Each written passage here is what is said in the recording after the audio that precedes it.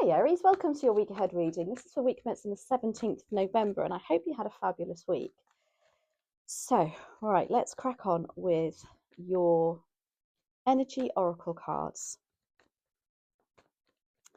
Okay, let's find out what's in store for you this week. Okay, so we have woman holding a coin and we have deceit.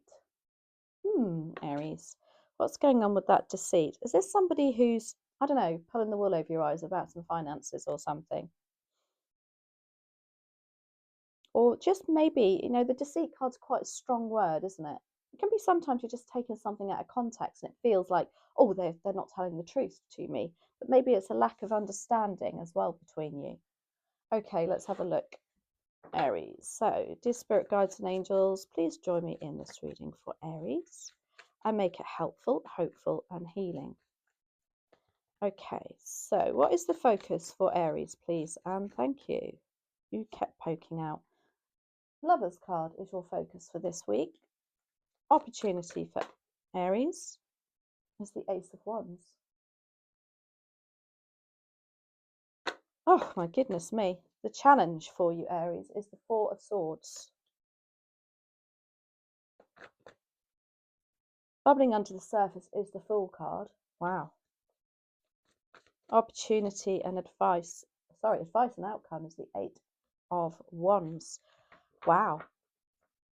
Now, the Lover's card is your focus for next week. This is focusing on relationships, friendships, matters of the heart, people that you are really passionate about. Now, it doesn't have to be your other half. It can be somebody at work who's your bestie or whatever. But it's the focus is on those that you really hold dear to your heart. Hopefully, that's not where the deceit card is coming in. But we shall clarify. It's also attributed to Gemini. Now, the Ace of Wands is your opportunity. Now, this is like, I don't know, this is about you being really driven. Perhaps with the Lover's card, there's a chance for you to reignite some sort of friendship or relationship with somebody.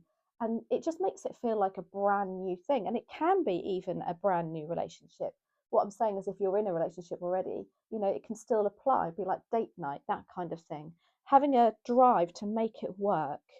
Now, the Four of Swords is your challenge. Now, the Four of Swords is a challenge you can see is it's a lack of sleep, it's a lack of clarity. When we don't sleep well, we overthink things. And, when in the morning you get up and you think, oh my gosh, I can't believe I was so worried about that last at 3 a.m. But unfortunately, that's what our brain does to us. So there's something about you not having enough rest. And maybe that's where the deceit card is coming in. As what I said, maybe it's like something that's on your mind that's keeping you up and not being able to chill out about something. Now, the Fool card is in your subconscious, and this is wanting to start something afresh again. And again, it can relate to relationships or whatever you're passionate about, which can include your work situation. But this is the need to think, oh my gosh, I wish I had less responsibility. I could just, trust the universe, just take a leap of faith.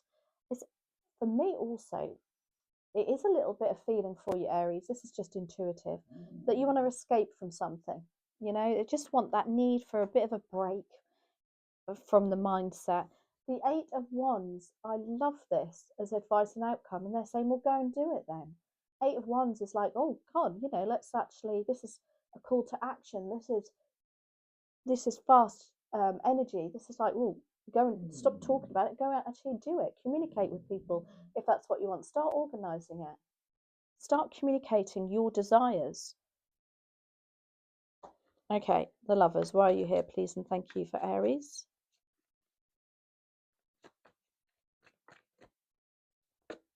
Oh, Ace of Cups with the Lovers card. This is focusing on what relationships, friendships, and passions and whatever ticks your heart chakra. What can you do to make it feel afresh again? Or maybe there is a new relationship coming in.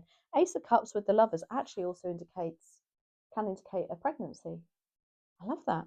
Beautiful cards there for you, Aries. Don't write that relationship off just yet. Ace of Wands as well. You've got Ace of Cups, which is about love, heart chakra absolutely overwhelmed, and Wands is about drive and excitement. There's like a new excitement coming in to a friendship. Or there goes Bella. She's like, I'm not excited at all. She's had her walk. Ace of Wands, why are you here? Nine of Cups. Wow. This is about you feeling content. Things have worked out for you. You know, this is your heart's desires being met. Wish fulfillment card. Maybe there is a new oomph, a new drive for a new job, and you know you're going to get it next week. And it's like, wow, this is all I wanted. This is how it makes you feel at the moment, content and like, wow, I'm man alive at last. Now the Four of Swords is your challenge. Oh, Five of Wands. Okay, so the Five of Wands is about people arguing and not being on the same page. So there could be some sort of conflict surrounding this new relationship, new job, whatever it might be.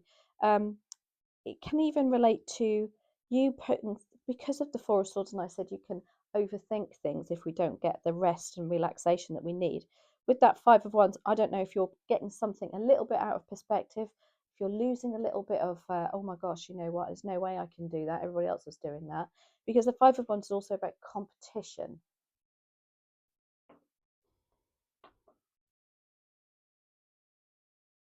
But also, you know, there could be, keep going back to that deceit card. I don't know if you're not trusting somebody that's within that Five of Wands. They, you know, they might be somebody at work who always goes against your ideas, have always got something to say. You know, you're like, pipe down, will you? You know, didn't ask your opinion, but they'll certainly give it to you. Now, the Fool energy is what's bubbling under the surface. And I just feel like you're like, oh my gosh, you know, get me out of here. I'm a celebrity, or whatever it's called. I'm a celebrity, get me out of here. Seven of Wands. Not, you know, the Fool energy is like starting afresh, wiping the slate clean, having a new beginning. But the Seven of Wands is about, right, but sticking to your guns on it too. Don't get, I don't know, having having the determination to stave off these Five of Wands. That's what that Seven of Wands is about. It's like deep down, you know that you need to be saying something and taking action on it, because that's what she's doing. Like, she's out for battle. She's got her tribal paint on, or whatever it's called, and she's like, these, always think here with the Seven of Wands, and in every card so far that I've seen on every deck for the Seven of Wands, they have these wands at the bottom here, and I always think that they're trying to knock her off her pedestal, and she's like, no, no, no, no, no, absolutely not. I'm sticking to what I want to do. And so therefore she's like staving off, if you like, whatever that word is, the negative Nellies. Eight of Wands is advice and outcome. It's like, well, get on with it. Just do it. Put it to call to action. Eight of Wands is Empress. Wow, lovely, beautiful. The Empress advice. The advice of the Empress is also pregnancy. Now, there is definitely a pregnancy here for somebody, or news of a pregnancy. If it's not you, it'll be somebody within the family. But the Empress gives birth, and she gives birth to new ideas. She also is incredibly chilled about it because she just trusts the universe. With that Eight of Wands, the wands line up when we come into alignment with our thoughts and our energy.